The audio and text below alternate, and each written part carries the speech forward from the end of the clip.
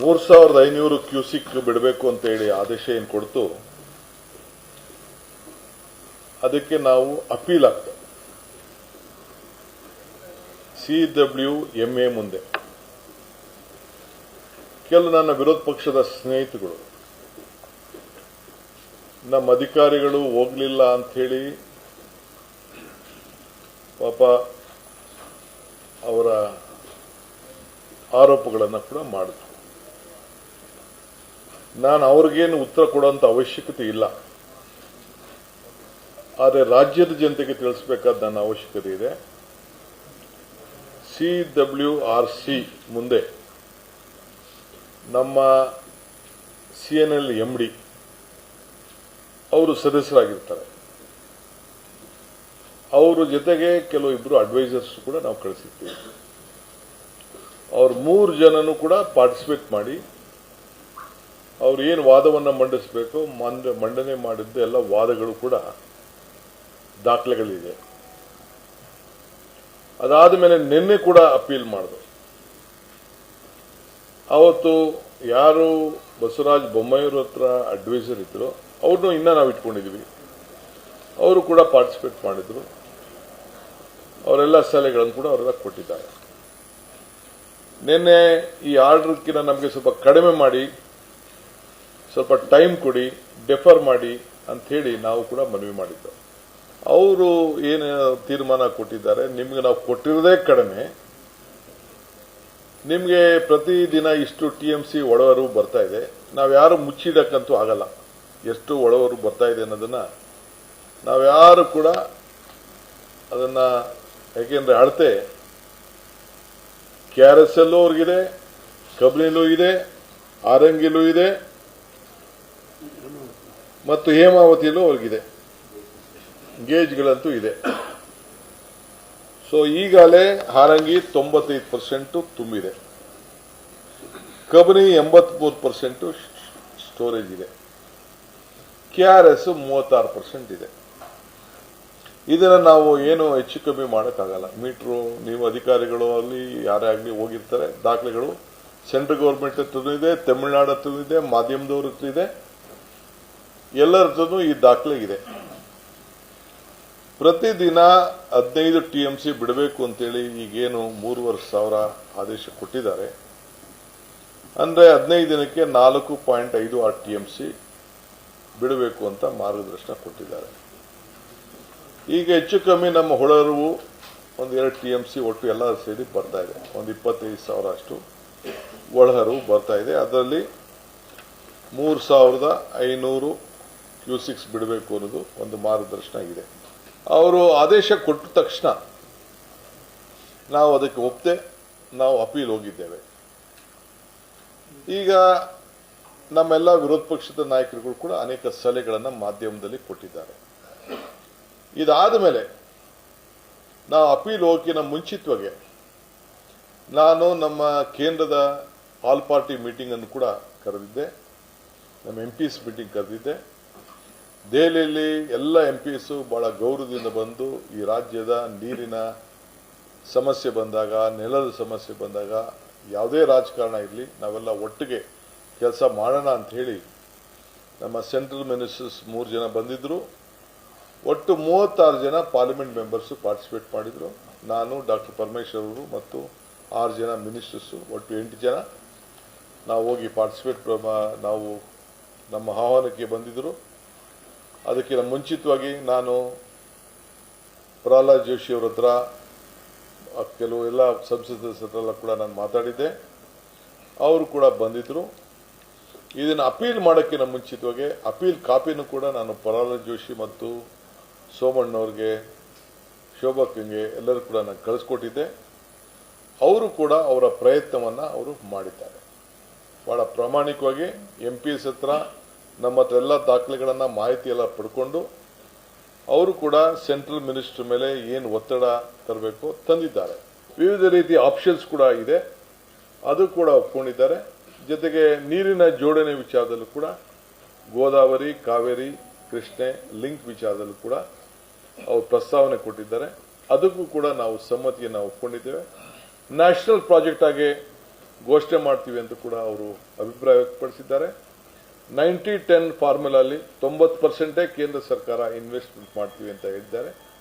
10% ಬೇರೆ ಬೇರೆ ರಾಜ್ಯದಲ್ಲಿ ಅಂತ ಹೇಳಿದ್ದಾರೆ. ನಮ್ಮ ರಾಜ್ಯಕ್ಕೂ ಕೂಡ ಅದಕ್ಕೆ ಶೇರ್ ಆಫ್ ವಾಟರ್ ಬರೋದು ಕೂಡ ಅವರು ವ್ಯಕ್ತಪಡಿಸಿದ್ದಾರೆ. ಅದನ್ನು ಕೂಡ ನಾವು ಒಪ್ಪಂದಕ್ಕೆ ನಾವು ಬಂದಿದ್ದೇವೆ. ಸೊ ಅದಕ್ಕೆ ನಾನು CR ಪಾಟೀಲ್ ಅವರಿಗೆ ಈ ಸಂದರ್ಭದಲ್ಲಿ ನಾನು ಅಭಿನಂದಿಸಲೇಬೇಕಾದ್ದು ನನ್ನ ಕರ್ತವ್ಯ ಕೂಡ ಇದೆ. ಸೊ ನಮ್ಮ ಆಂಧ್ರ ಪ್ರದೇಶ ಮುಖ್ಯಮಂತ್ರಿಗಳು ಮತ್ತು ನಮ್ಮ ತೆಲಂಗಾಣ ಮುಖ್ಯಮಂತ್ರಿಗಳು ಕೂಡ ಅವರು ಬಹಳ ಬಂದು ಸಂತೋಷದಿಂದ ಅವರ ಇರಿಗೇಷನ್ ಮಿನಿಸ್ಟರ್ಸ್ನ ಮತ್ತು ಟೀಮ್ನ ಕರ್ಕೊಂಡು ಬಂದು ಫೈನಾನ್ಸ್ ಮಿನಿಸ್ಟರ್ ಕೂಡ ಬಂದಿದ್ರು. ಅವರೆಲ್ಲ ಬಂದು ಭಾಗವಹಿಸಿ ಅವರು ಕೂಡ ಕೈ ಜೋಡಿಸಿದ್ದಾರೆ. ಸೊ ಆ ತುಂಗಭದ್ರಕ್ಕೆ ಒಂದು ಹೊಸ ರೂಪವನ್ನು ಬರ್ತದೆ. ಅದು ಕೂಡ ಈ ಸಂದರ್ಭದಲ್ಲಿ ನಿಮಗೆಲ್ಲ ತಿಳಿಸಲಿಕ್ಕೆ ನನಗೆ ಬಹಳ ಸಂತೋಷ ಆಗ್ತದೆ. ನಾನು ಹೋರಾಟ ಮಾಡೋದು ತಪ್ಪು ಅಂತ ನಾನು ಹೇಳುವುದಿಲ್ಲ. ಬಟ್ ವಾಸ್ತವಾಂಶ ನಮ್ಮ ಸರ್ಕಾರ ಯಾವಾಗ ನಾವು ಸರ್ಕಾರದಲ್ಲಿ ಆಳ್ತಲಿದ್ದೇವೆ ಎಲ್ಲ ಸಂದರ್ಭದಲ್ಲೂ ಕೂಡ ನಮ್ಮ ರಾಜ್ಯದ ಹಿತವನ್ನು ನಾವು ರಕ್ಷಣೆ ಮಾಡಿಕೊಂಡೇ ನಾವು ಬಂದಿದ್ದೇವೆ. ಯಾವ ಕಾರಣಕ್ಕೂ ನಮ್ಮ ರೈತರ ಹಿತವನ್ನು ನಾವು ರಕ್ಷಣೆ ಮಾಡಿ ಯಾವ ಕೂಡ ರೈತರ ಕೈಯನ್ನು ಬಿಟ್ಟಿಲ್ಲ ನಾವು.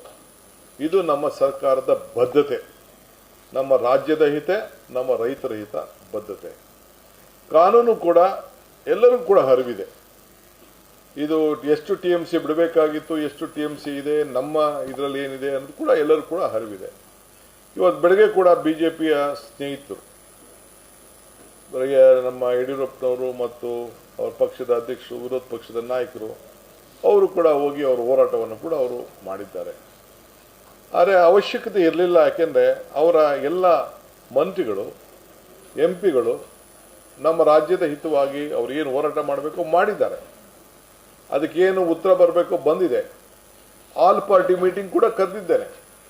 ಅವ್ರ ತೀರ್ಮಾನ ಮಾಡದೆ ನಾನು ಯಾವ ತೀರ್ಮಾನ ಕೂಡ ನಾನು ಮಾಡೋದಿಲ್ಲ. ಆ ಥರದ ತೀರ್ಮಾನ ಯಾವುದು ಕೂಡ ಮಾಡೋದಿಲ್ಲ. ಯಾವ ಕಾರಣಕ್ಕೂ ನಮ್ಮ ರೈತರ ಹಿತವನ್ನು ನಾವು ರಕ್ಷಣೆ ಮಾಡಿ ಯಾವ ಕೂಡ ರೈತರ ಕೈಯನ್ನು ಬಿಟ್ಟಿಲ್ಲ ನಾವು. ಇದು ನಮ್ಮ ಸರ್ಕಾರದ ಬದ್ಧತೆ, ನಮ್ಮ ರಾಜ್ಯದ ಹಿತ, ನಮ್ಮ ರೈತರ ಹಿತ ಬದ್ಧತೆ. ಕಾನೂನು ಕೂಡ ಎಲ್ಲರಿಗೂ ಕೂಡ ಅರಿವಿದೆ. ಇದು ಎಷ್ಟು TMC ಬಿಡಬೇಕಾಗಿತ್ತು, ಎಷ್ಟು TMC ಇದೆ, ನಮ್ಮ ಇದರಲ್ಲಿ ಏನಿದೆ ಅನ್ನೋದು ಕೂಡ ಎಲ್ಲರೂ ಕೂಡ ಅರಿವಿದೆ. ಇವತ್ತು ಬೆಳಗ್ಗೆ ಕೂಡ BJPಯ ಸ್ನೇಹಿತರು ಬೆಳಗ್ಗೆ ನಮ್ಮ ಯಡಿಯೂರಪ್ಪನವರು ಮತ್ತು ಅವ್ರ ಪಕ್ಷದ ಅಧ್ಯಕ್ಷರು, ವಿರೋಧ ಪಕ್ಷದ ನಾಯಕರು ಅವರು ಕೂಡ ಹೋಗಿ ಅವರ ಹೋರಾಟವನ್ನು ಕೂಡ ಅವರು ಮಾಡಿದ್ದಾರೆ. ಆದರೆ ಅವಶ್ಯಕತೆ ಇರಲಿಲ್ಲ. ಯಾಕೆಂದರೆ ಅವರ ಎಲ್ಲ ಮಂತ್ರಿಗಳು MP ಗಳು ನಮ್ಮ ರಾಜ್ಯದ ಹಿತವಾಗಿ ಅವರು ಏನು ಹೋರಾಟ ಮಾಡಬೇಕು ಮಾಡಿದ್ದಾರೆ. ಸೊ ಇದು ತಮಿಳುನಾಡವರು 9.94 TMC ಡಿಸ್ಟ್ರೆಸ್ ಫಾರ್ಮುಲಾಲಿ ಬಿಡಬೇಕು ಅಂತೇಳಿ ಅವ್ರದ್ದು ಮನವಿ ನಮ್ಮ ಕೇಂದ್ರ ಮಂಡಳಿ ಮೇಲೆ ಇತ್ತು. ಸೊ ಅದರ ಪ್ರಕಾರ 4 TMC ಅಂದರೆ ಡಬಲ್ ಕೇಳಿದ್ರು. ಅದು ಕಡಿಮೆ ಕೊಟ್ಟಿದ್ದಾರೆ, ಅವರು ಅರ್ಧ ಕೊಟ್ಟಿದ್ದಾರೆ. ಈಗ ನಾವು ಇದನ್ನು ಕೂಡ ಮುಂದೆ ನಿನ್ನೆ ಏನು ನಮಗೆ ಆದೇಶ ಬಂದಿದೆ, ನಮ್ಮ ವಾದನ ಒಪ್ಪದೆ ಆದೇಶ ಬಂದಿದೆ. ಇದ್ರ ವಿಚಾರ ಚರ್ಚೆ ಮಾಡಲಿಕ್ಕೆ ನಾನು ಆಲ್ ಪಾರ್ಟಿ ಲೀಡರ್ಸ್ನ ಕರೆಸಿದ್ದೇನೆ, ಆಹ್ವಾನ ಕಳಿಸಿದ್ದೇನೆ. ಎಲ್ಲ ಮಾಜಿ ಮುಖ್ಯಮಂತ್ರಿಗಳಿಗೂ ಕೂಡ ನಾನು ಬರಬೇಕು ಅಂತೇಳಿ ರಿಕ್ವೆಸ್ಟ್ ಮಾಡಿದ್ದೀನಿ. ಆ ಭಾಗದ ಸಂಸತ್ ಸದಸ್ಯರುಗಳಿಗೆ, ಸೆಂಟ್ರಲ್ ಮಿನಿಸ್ಟರ್ಸ್ಗೆ ಮತ್ತು ನಮ್ಮ ಕೆಲವು ಮಂತ್ರಿಗಳಿಗೆ ಅದು ಕೂಡ ನಾನು ಆಹ್ವಾನವನ್ನು ಕೂಡ ನಾನು ಕಳಿಸಿದ್ದೇನೆ. ನಾಳೆ 11 ಗಂಟೆಗೆ ನಮ್ಮ ರಾಜ್ಯದಲ್ಲಿ ಭಾನುವಾರ ನಾಳೆ ಪ್ರೈಮ್ ಮಿನಿಸ್ಟರ್ ಬರ್ತಾ ಇದ್ದಾರೆ. ಸೊ ಅವರು ಮೈಸೂರಿಗೆ ಬರ್ತಾ ಇದ್ದಾರೆ. ಸೊ ಅದಕ್ಕೆ ನಾನು ಸಂಡೇ ಅದಕ್ಕೆ ಫಿಕ್ಸ್ ಮಾಡಿದ್ದೇನೆ. ನಮ್ಮ ಲೀಗಲ್ ಟೀಮ್ ಹತ್ರ ಕೂಡ ಈಗಾಗಲೇ ನಾನು, ಪರಮೇಶ್ವರ್ ಅವರು ಮತ್ತು ನಮ್ಮ ರಾಮಲಿಂಗಾರೆಡ್ಡಿಯವರು ಆಲ್ ಲೀಡರ್ಸ್ ಸಂಬಂಧಪಟ್ಟಂಥ ಲೀಗಲ್ ಲೀಡರ್ಸ್ ಏನಿದ್ದಾರೆ ಮತ್ತು ನಮ್ಮ ಬ್ಯೂರೋಕ್ರಸಿ ಏನಿದೆ ಅವ್ರ ಹತ್ರ ಎಲ್ಲ ಕೂಡ ಚರ್ಚೆ ಮಾಡಿದ್ದೇನೆ. ಆಮೇಲೆ ಮಾಡಿಬಿಟ್ಟು ಕೊನೆಗೆ ಆಲ್ ಪಾರ್ಟಿ ಮೀಟಿಂಗಲ್ಲಿ ಅವರ ಅಭಿಪ್ರಾಯನ ತಿಳಿಸಿ, ಲೀಗಲ್ ಅವರು ಏನು ಹೇಳ್ತಾರೆ ಅವರ ಅಭಿಪ್ರಾಯನ ಕೂಡ ತೆಗೆದುಕೊಂಡು ಆಮೇಲೆ ಮುಂದಕ್ಕೆ ಏನು ಮಾಡಬೇಕು ಅಂತ ತೀರ್ಮಾನ ಮಾಡೋದು ಅನ್ನೋದನ್ನು ನಾವು ತೀರ್ಮಾನವನ್ನು ಮಾಡಿದ್ದೇವೆ. ಏಕೆಂದರೆ ನಮಗೆ BJPಯ ಸೆಂಟ್ರಲ್ ಮಿನಿಸ್ಟರ್ ಕೂಡ ನಮಗೆ ಸಹಕಾರ ಕೊಟ್ಟಿದ್ದಾರೆ. ಆಲ್ ಸೆಂಟ್ರಲ್ ಯೂನಿಯನ್ ಮಿನಿಸ್ಟರ್ಸ್ ಸಹಕಾರ ಕೊಟ್ಟಿದ್ದಾರೆ. MPsಗಳು ಸಹಕಾರ ಕೊಟ್ಟಿದ್ದಾರೆ. ಕೆಲವರು ಇಲ್ಲಿ ವಿರೋಧ ಮಾಡ್ತಾ ಇರ್ಬೋದು, ಪ್ರತಿಭಟನೆ ಮಾಡ್ತಾ ಇರ್ಬೋದು. ಅದಕ್ಕೆ ನಾನು ತಗರಾಲು ಮಾಡೋಕ್ಕೆ ನಾನು ಹೋಗುವುದಿಲ್ಲ, ಚರ್ಚೆ ಮಾಡೋಕ್ಕೆ ಹೋಗುವುದಿಲ್ಲ, ಅವರವರ ಹಕ್ಕು. ಬಟ್ ರಾಜ್ಯದ ಹಿತವನ್ನು ಕೂಡ ಕಾಪಾಡ್ತಾರೆ ಅಂತೇಳಿ ನಾನು ಭಾವಿಸ್ಕೊಂಡಿದ್ದೇನೆ. ಈ ಮಧ್ಯದಲ್ಲಿ ನಮ್ಮ ತಮಿಳುನಾಡು ಮುಖ್ಯಮಂತ್ರಿಗಳು ಅವರು ಕೂಡ ಇಲ್ಲಿಗೆ ಬರಬೇಕು ಅಂತೇಳಿ ಅವರು ಇಂಗಿತ ವ್ಯಕ್ತಪಡಿಸಿ ನನಗೆ ಅವರ ಚೀಫ್ ಸೆಕ್ರೆಟರಿ ಅವರು, ನಮ್ಮ ಚೀಫ್ ಸೆಕ್ರೆಟರಿ ಅವರಿಗೆ ಪತ್ರವನ್ನು ಬರೆದಿದ್ದಾರೆ. 3ನೇ ತಾರೀಕು ಬರಲಿಕ್ಕೆ ಎಲ್ಲ ಮಾಹಿತಿಯನ್ನು ಕೂಡ ಅವರು ಕೊಟ್ಟಿದ್ದಾರೆ. ಸೊ ನನ್ನ ಹತ್ರ ಕೂಡ ಮಾತಾಡಿದ್ದಾರೆ, ನಾನು ಅವ್ರ ಹತ್ರ ಮಾತಾಡಿದ್ದೇನೆ. ಅವರ ಅಭಿಪ್ರಾಯ ಕೂಡ ಅವರ ರಾಜ್ಯದ ಹಿತ ಕಾಪಾಡಬೇಕು ಅನ್ನೋದು ಅವರ ಕರ್ತವ್ಯ ಇರ್ತದೆ. ನಮ್ಮ ಅಭಿಪ್ರಾಯ ಕೂಡ ನಾವು ನಮ್ಮ ರಾಜ್ಯದ ಹಿತವನ್ನು ಕಾಪಾಡಬೇಕು ಅಂತ ಕೂಡ ಇದೆ. ಸೌಹಾರ್ದತೆಯಿಂದ ಇದನ್ನು ಬಗೆಹರಿಸ್ಕೊಳ್ಳೋಕೆ ಸಾಧ್ಯನಾ ಅನ್ನೋದು ಅವರು ಚಿಂತನೆ ಮಾಡ್ತಾ ಇದ್ದಾರೆ, ನಾವು ಚಿಂತನೆಯನ್ನು ನಾವು ಮಾಡ್ತಾ ಇದ್ದೇವೆ. ಸೊ ನನಗೆ ಇಡೀ ದೇಶದ ಎಲ್ಲ ರೈತರು ಕೂಡ ಒಂದೇ.